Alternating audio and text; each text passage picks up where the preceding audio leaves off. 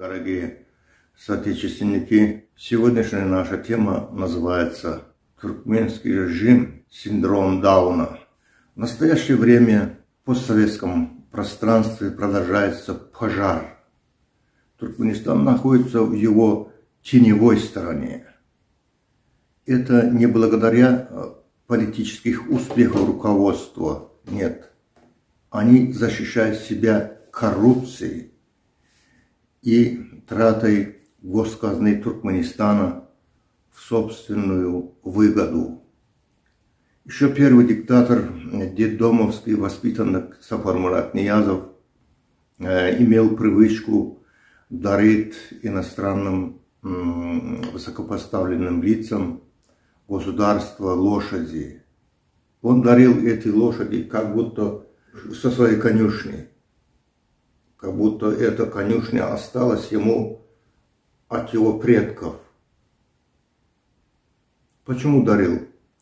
Потому что тем самым он хотел отвлечь внимание мировой общественности к внутренним проблемам в Туркменистане. Еще в то время в нашей стране был страшный концентрационный лагерь. Наверное, знаете, помните, что на дорогах стояли посты, солдаты с автоматами. Везде проверяли паспорта, машины днем и ночью. Преследовали инакомыслящих, сажали в тюрьму. А саму икону, национальную историю нашу распродавали, дарили тому, кто в этом не нуждается. Потом эти лошади погибали в холодных, в зимних условиях или еще где-нибудь. Но Сафар Мурат Ниязов сумел на себя обратить внимание и отвлечь мировой общественности в какой-то мере от проблемы Туркменистана. Следующий президент Гурбангулы Бердымухамедов, он сын тюремного надзирателя. Он воспитан тюремным надзирателем.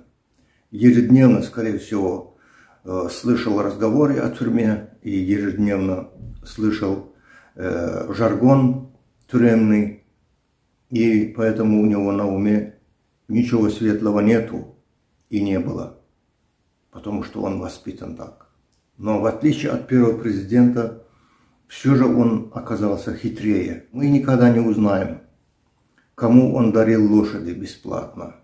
И мы никогда не узнаем, по какой цене он продавал и сколько продавал хлопка, по какой цене продавал газ по российскому газопроводу, по китайскому и по иранскому газопроводу.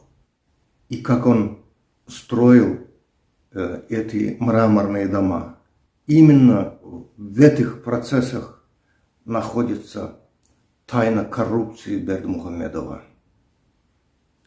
И чтобы вот это прикрыть, он в 2016 году проводил конституционную реформу, а в 2017 году переизбирался, как вы помните, на 7 лет. Но его конституцию, его переизбрание и затем в этом году, в 2022 году, 12 марта, переизбрание его сына, мировая общественность не признала. Европейские страны и западные страны не признали конституционную реформу и переизбрание президента, избрание сына президента Туркменистана. Поэтому туркменская власть сегодня нелегитимна. Поэтому, что происходит в СНГ сейчас, такие политические резкие перепады, и Бердымухамедов боится за свои преступления, и он начинает сейчас дергаться и бегать, и по всем инстанциям. Например, в Самарканд он поехал вместе с сыном, потом он поехал, встречался главой Верхней палаты российской и главой Нижней палаты, и предлагал, чтобы проводили саммит прикаспийских государств, парламентариев, саммит парламентариев. и он в нем сам хочет участвовать. Это как бы он хочет показать, что он занимается политикой, он знает курсы дела, что происходит в регионе, и что я вам нужен. И если помните его встречу в Верхней Палате в Москве, как там про него сказали, что у вас большой опыт.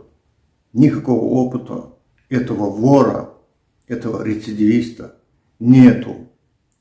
Он обворовал казну, он ни одного экономического обоснованного проекта не довел до конца в Туркменистане. Да, и он продолжает свою преступную деятельность, но он, однако, боится оставаться один на один против требований закона, демократии и прав человека. А что произошло в Туркменистане за эти годы, многие знают. Можно об этом не говорить. Но почему я говорю, что он преступник, он вор? Потому что Царство Небесное первый ушел, с него никто не смог спросить. А этот пока сидит. Но за 30 лет никто не объявил цену на газ, как продается. Какой объем по китайскому газопроводу, какой объем по российскому, какой объем по иранскому газопроводу. Наоборот, придумывают интриги. Мы не договорились в цене, но газопроводы никогда не закрывались. Не надо обманывать народ. Да. Вот поэтому, если ты такой опытный политик, если ты такой умелый руководитель, Бердымухамедов, ты должен объявлять, сколько золотовалютных резервов страны в банках, в Центробанке в Туркменистане. А почему в других банках ты держишь деньги? В Центробанке держи, в Туркменистане. Ты их там не держишь. Почему нет конвертации? Это не преступление, это преступление. Конвертация национальной валюты означает его степень экономического развития. Конвертация и какой курс национальной валюты к иностранным валютам, вот он определяет степень экономического развития этого государства. А ты скрываешь это и ведешь черную конвертацию. Всеми руководишь ты. И приватизацию якобы объявляешь, и поставным людям продаешь, но себе продаешь. Все, что приватизировано, ты себе приватизировал в Туркменистане, Бердымухамедов. Поэтому ты вор, Бердымухамедов. Да, поэтому ты преступник, Бердымухамедов. Ты все скрываешь. Ты государственное сырье, материалы продаешь. Нигде о ценах не говорится. Там на бирже, где-то там хлопок еще может быть какая-то цена. Но тоже там есть свои нюансы. Без этого ты ничего не продаешь. И также ты строишь, и у тебя баснословные процентовки на строительство, реконструкции домов в городе Ашхабаде. Ты дома-то строить не умеешь, берешь в руки, показываешь там какие-то проекты. Ты никогда инженером не был. Ты ни одного кирпича не положил на фундамент дома, чтобы построить дом.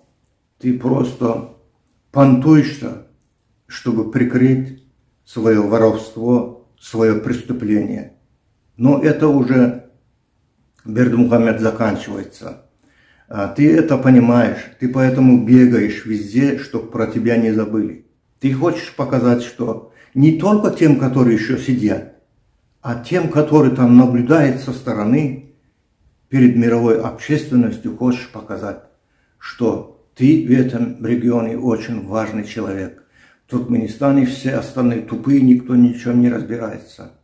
Самый тупой, самый главный вор туркменский, Бердымухамедов, это ты. Да, тебе пора оттуда убрать. И никакой Каспийский саммит не нужно. Каждой страны, прибрежной страны, есть по мировым нормативам статус, сколько он имеет права доли в этом водоеме. Вот это надо соблюдать. А это вы игру устраиваете. Вот мы Каспийское море делим. Вот у меня больше, у него больше. Мы его прищемим другого, чтобы он нам подчинился. Это игра. Вы никогда не поделите Каспийское море. И его делить не надо. Есть мировой стандарт использования водоемов в зависимости от границы или там другие варианты. Да. А вы выдумываете, просто хотите показать, что там есть политика. Политики нет вообще в Центральной Азии. В Центральной Азии и во многих других местах есть такое воровство и насилие над народом. Да. Народы не имеют работу. Все бегают, ищут работу за пределами родины, а их молодые жены с детьми безработные ждут, когда те пришлют денежки, чтобы купить хлеб. Да и хлеба нету в Ашхабаде. В очереди надо стоять. Бердымухамедов, ты самый первый, номер один негодяй из этих республик, из всех президентов. Ты приватизировать хочешь государство, но у тебя это не получится. Это уже поздно. У тебя сейчас начинается приступ Дауна. Ты дрожишь, ты иногда теряешь свой разум, Бердымухамедов. И ты бегаешь, как бы рыскаешься, найти себе защиту завтра утром, если придет другой ветер и другая волна, чтобы это тебе не снесло. Первым будешь снесен, Бердымухамедов. Запомни, и за все ответишь. За ворованные, даренные лошади, за газ, за хлопок, за разрушенные дома, за безработных, за беззаконие, за осужденных, за незаконно убитых в тюрьмах людей, даже в период Ниязова ты ответишь, Бердымухамедов. Уважаемые граждане, соотечественники, я хотел вот об этом вам сегодня сказать, потому что очень непростое время сейчас, да, вокруг нас происходят различные политические перепады в соседних государствах, и в Туркменистане это пока что сохраняется, потому что его поддерживает этот режим, извне поддерживает. И это уже скоро отойдет, и у нас начнется новое время, и мы будем давать оценку прошлому, происходящему сегодня, и Бердымухамедов за все ответит. Благодарю вас за внимание. До следующих встреч. Я жду вас в эфире. Пожалуйста, смотрите, ставьте лайки, распространяйте его.